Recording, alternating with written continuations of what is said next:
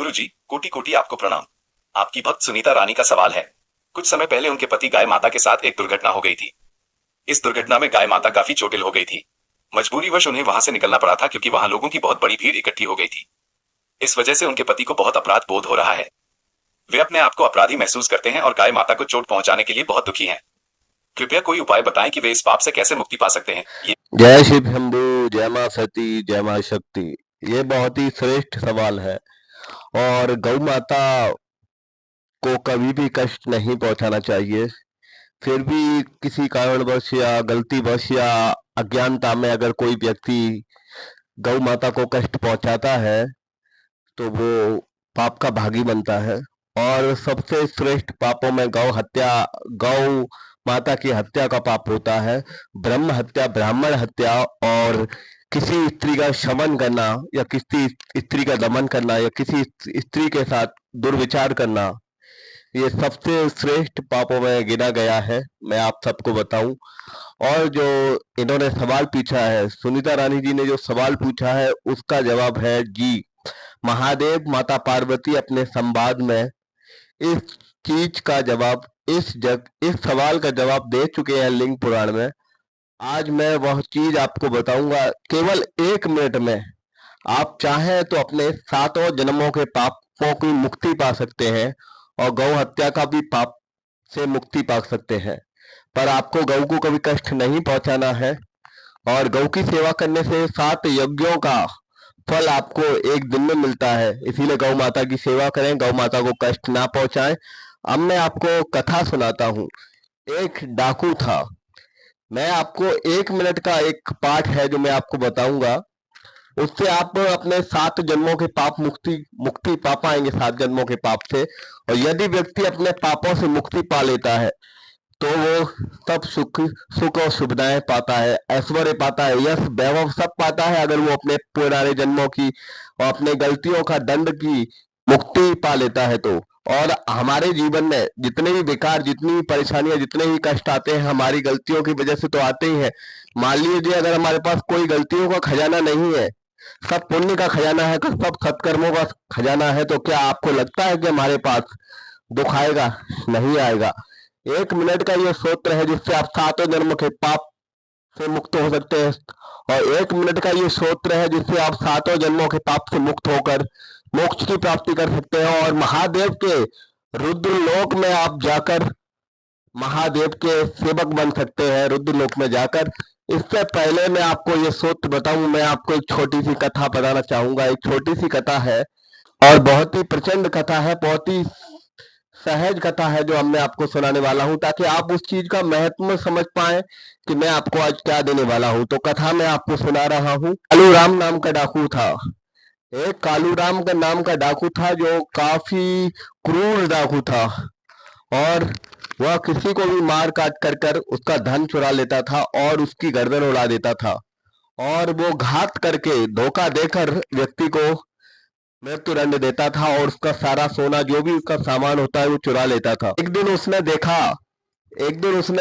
देखा कि एक साहूकार के घर गाय बंधी हुई है और साहूकार इतना पैसे वाला था कि वो दिखावा इतना करता था कि गले में भी सोने के आभूषण रखता था। और जो डाकू था उसने ये पता चल गया तो उसके सहयोगी डाकू ने उसे खबर दी, जो उसके ही ग्रोह में काम करता था, कि साहूकार ने आज सोने के आभूषण अपनी गाय माता, अपनी गऊ को पहनाए हैं। साहूकार के घर कोई पुत्र नहीं था, तो जब से उसने गाय की सेवा करना चालू करी, गऊ माता की सेवा करना चालू करी, उसके घर में पुत्र की प्राप्ति हुई थी। इसीलिए वो अपनी गाय से, अपनी गौ माता से बहुत ही अधिक प्यार करता था साहूकार। तो डाकू को पता चल गया। डाकू इतना क्रूर था, अब तक हजारों लोगों की हत्या कर चुका था डाकू। तो डाकू ने रात में साहूकार के घर चोरी करने का विचार बनाया। साहूकार काफ़ी अत्यधिक पैसे वाला था, तो उसके घर दरबान थे, सेनापति थे और रक्षक भी थे, अंगरक्षक। तो डाकू ने सोचा कि मैं उसकी गाय के ही आभूषण चुरा लेता हूँ। तो साहूकार ने फिर क्या किया, अपनी उसकी गाय के ही आभूषण चुराने के लिए गाय को कुछ चारे में खिलाया। गाय बेहोश हो गई और फिर गाय की गाय से आभूषण निकालने की कोशिश करी।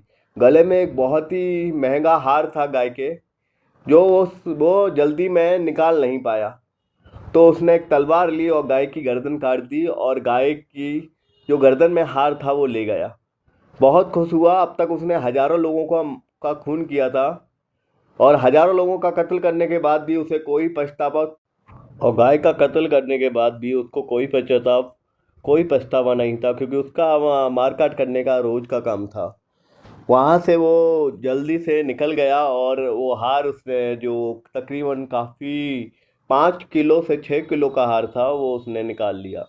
और उन्हें गाय के पैरों में और जो शरीर पे जितने भी आभूषण थे, जहाँ तक कि उस गाय की पीठ पर सोने की चादर जो ओढ़े रहती थी गाय, वो भी उसने निकाल ली, और वो वहाँ से चलता बना। और फिर जब वो गया रास्ते में, तो रास्ते में वही गाय का उसे बार बार शरीर दिखने लगा, कटी हुई गर्दन दिखने लगी जिस तरह से उसने काटी थी। आज तक उसने हजारों लोगों को मारा था, हजारों लोगों को काटा था, हजारों हत्याएं कर चुका था वो डाकू, पर उसको रास्ते में घर तक जाते जाते वह गाय दिखती रही। ये भगवान की लीला थी, महादेव की लीला थी। और मैं आपको बताऊं, फिर उसने अपने घर गया, अपनी पत्नी को जाकर, हमेशा वो अपने परिवार से स्नेह बहुत करता था, हमेशा वो चोरी का जो भी सामान लाता अपनी पत्नी को जाकर दे देता। आज उसने जाकर देखा तो उसको उसकी पत्नी के सर पर गाय की ही गर्दन लगी हुई दिख रही है, और उसकी पत्नी के गर्दन से खून बह रहा है। वो बार बार अपनी पत्नी को छू के देखे, बार बार अपनी पत्नी को देखे, और बार बार अपनी पत्नी को यही निहारे कि वो इसकी गर्दन पे गाय का चेहरा कैसे नजर आ रहा है। उसने सबको दिखाया, सबको तो उसकी पत्नी दिखे, पर उसे गाय की गर्दन दिखे। अचानक क्रोध में आकर उसने सोचा, वो भ्रमित हो गया, तो उसने अपनी पत्नी की ही गर्दन को तलवार से काट दिया। फिर उसे अपराध बोध हुआ, और वो समझा कि अब तक उसने जो पाप किए थे वो पाप नहीं थे, गौ हत्या सबसे बड़ा पाप है। फिर वो भटकने लगा, उदास रहने लगा। फिर एक दिन वो संत के समागम में पहुंचा।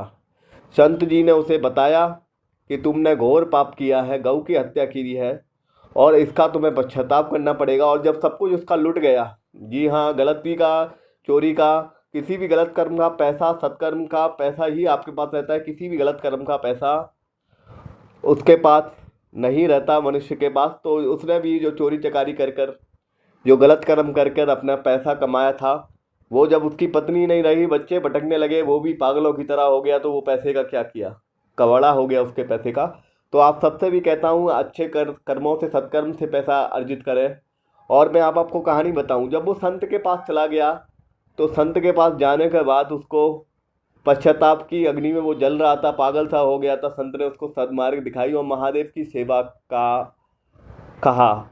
जब महादेव की सेवा वो करने लगा, शिव का जाप करने लगा, शिव शंभु, शिव शंभु, शिव शिव शिव शिव शिव शिव शिव शिव शिव शिव शिव शिव शिव शिव, ऐसे शिव का जाप करता रहा। 6 साल शिव की तपस्या करी उसने, महादेव की भक्ति करी। फिर महादेव ने उसे दर्शन दिया, और दर्शन देकर जो आप उसे बताया वो मैं आपको बता रहा हूँ। वो 7 जन्म के पाप काटता है, मोक्ष की प्राप्ति कराता है, और हर तरह का सत्कर्म आपको दिलाता है। और वह महादेव ने माता पार्वती को सुनाया था, और माता पार्वती ने और महादेव की जब वार्तालाप हो रही थी, तो ये नंदी जी ने सुन लिया था। नंदी जी ने कुमार कार्तिकेय को बताया था, कुमार कार्तिकेय जी ने भगवान वेद व्यास जी को बताया था। जिस तरह से ये लिंग पुराण में आया है, जो सबसे पहले महादेव ने उस डाकू को बताया था। अब मैं आपको वो पाठ बताने वाला हूँ। ये है द्वादश ज्योतिर्लिंगा स्तुति। अब मैं आपको सुनाने वाला हूँ। 1 मिनट में आप इसको सुनकर अपने सारे पापों को काट सकते हैं। द्वादश ज्योतिर्लिंगानि सौराष्ट्रे सोमनाथं च श्रीशैले मल्लिकार्जुनम् उज्जैन्यां महाकालम् ओंकारं ममलेश्वरं परल्यां वैद्यनाथं च डाकिन्यां भीमशंकरं सेतुवन्दे तु रामेशं नागेशं दारुकावणे वाराणस्यां तु विश्वेशं त्र्यम्बकं गौतमे तटे हिमालय तु केदारं दुष्मेशं च शिवालये एतानि ज्योतिर्लिंगानि सायं प्रातः पठेन्नरः सत्वजन्म कृतम पापम स्मरे विनाशति। इसे जाप करने से सत्वजन्म के कृतम पापम स्मरे विनाशति, 7 जन्मों के पाप कट जाते हैं। यही मैं उस बहन को बताना चाहूँगा। यदि जो अपने आप को पापी महसूस करता है या गलत चीज़ों में जिनने गलत कार्य किए हैं वो ये जाप करे।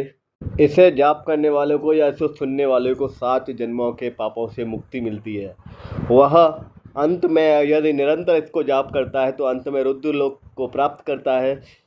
महादेव माता गौरी के चरणों में सेवक बनकर अपना समस्त स्थूल शरीर को प्राप्त करता है, स्थूल शरीर से स्वर्ग को प्राप्त करता है और रुद्र लोक को प्राप्त करता है।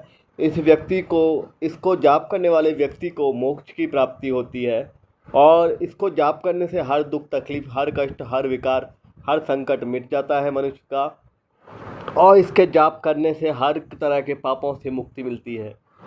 मनुष्य मानता नहीं, पर हमारे जीवन में जो भी दुख आते हैं, जो भी संकट आते हैं वो हमारी गलतियों का नतीजा होते हैं। यदि आप इसको जाप करते रहते हैं तो आपके कोई भी पाप नहीं बनते और आप सदैव सुखी रहते हैं और महादेव की आप पर कृपा रहती है। यदि इसको जाप करने के साथ साथ अगर आप 12 ज्योतिर्लिंगों के दर्शन करते हैं और इसको जाप करते रहते हैं निरंतर सुबह शाम, मैं भी इसको जाप करता हूँ, स्वयं आपको अपना अनुभव बता रहा हूँ। तो इसे जाप करने के साथ साथ अगर आप 12 ज्योतिर्लिंगों के वैसे भी नाम लेते हैं, क्योंकि ये स्तोत्र संस्कृत में है, अगर आप वैसे ही ज्योतिर्लिंगों के नाम लेते हैं या ज्योतिर्लिंगों के 12 ज्योतिर्लिंगों के दर्शन करते हैं तो व्यक्ति मोक्ष को प्राप्त करता है।